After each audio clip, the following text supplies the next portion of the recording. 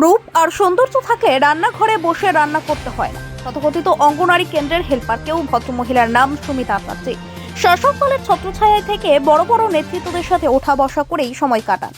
জানা নিজের কাজের জায়গায় মধুবন অঙ্গনারী কেন্দ্রে, যেখানে দিদিমণি একাই পড়ান, আবার মাঝে মাঝে রান্না করেন। সবচেয়ে আশ্চর্যের বিষয়, পড়ুয়া কচিকাঁচা বাচ্চাদের অভিভাবকদের কেউ কেউ এসে সময় পেলে ওনারাও রান্নার কাজে হাত দেয়। দিদিমণি ওনার ঊর্ধ্বতন কর্তৃপক্ষকে বারবার জানালেও কর্তৃপক্ষের নাকি জবাব, শয়তান কাঁধে নিয়ে ঘুরছেন দিদিমণি। যে শয়তান আবার ডালে ডালে নয়, নেতায় নেতায় ঘোরে। দিদিমণির অসুস্থতার সুযোগ নিয়েও বারবার ফাঁকি দিচ্ছেন এই হেল্পার।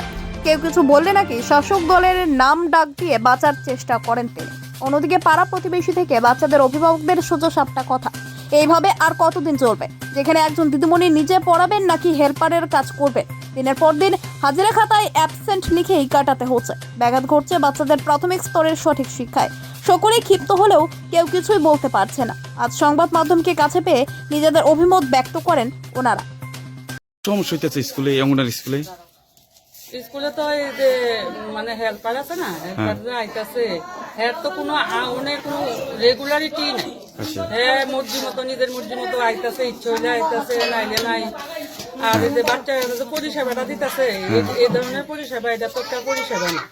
হ্যাঁ নিজের মর্জি মতো, মানে স্কুলে ইউনিফর্ম করতো না, তারপরে এই যে রান্নাঘর পরিষ্কার টরিষ্কার।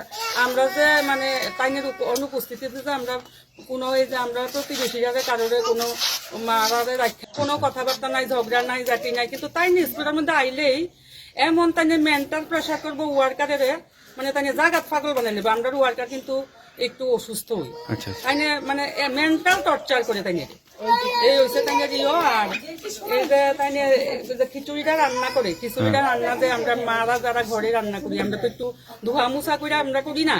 আমরা বাচ্চারা খাইবো, আমরা নিজেরা খামু। খাওয়ার জিনিসটা তো মানুষ একটু নিট অ্যান্ড ক্লিন করে, কিন্তু তাই তো ওইগুলি দেখি না। এই যে পোকা ভাসে, একটা চালটা একটু পুরান হইতেই পারে, এটা ঝাড়া মুছা করে আমরা রান্না করি না। অনেক বেশি চাল টাল আমরা যখন ঘরে আনি, নিশ্চয়ই কিছুদিন যাওয়ার পরে তো চালটা নষ্ট হইতেই পারে।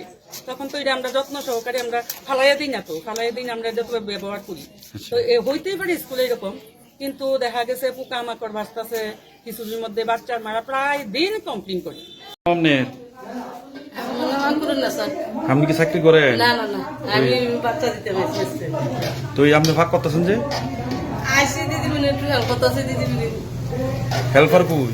হেল্পার তো আইয়ে না, কদিন ধরে আয় না? কদিন আইয়ে, কদিন শনিবার আইয়ে ওকে স্যার আইসে না। তো এই রান্নাবাড়ির কাজ কিভাবে চলে স্কুলের?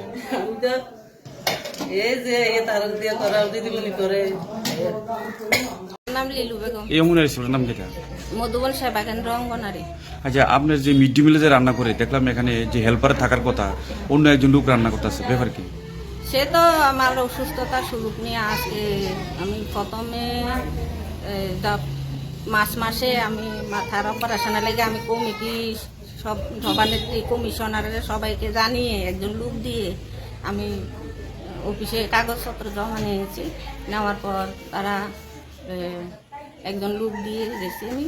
যাওয়ার পরে এরপরের দিন আমি যেদিন ভর্তি হয়েছি, এরপরের দিনও সে অসুস্থ কইয়া এই যে ভর্তি হয়েছে, আজও পর্যন্ত সে স্কুলে এমন অনিয়ম করতে আসে। মাঝে মধ্যে আমি স্যারকে জিজ্ঞেস করছি, সিডিপি স্যারকে, যে স্যার সে যে আইয়ে সেন্টারে আপনার কাছে কি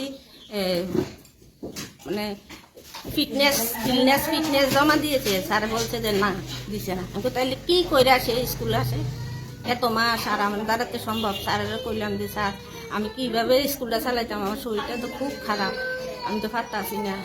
অনেকদিন করার পরে তোমার কমিশনাররা কইয়া 4-5 দিনের ছুটি নিবেন।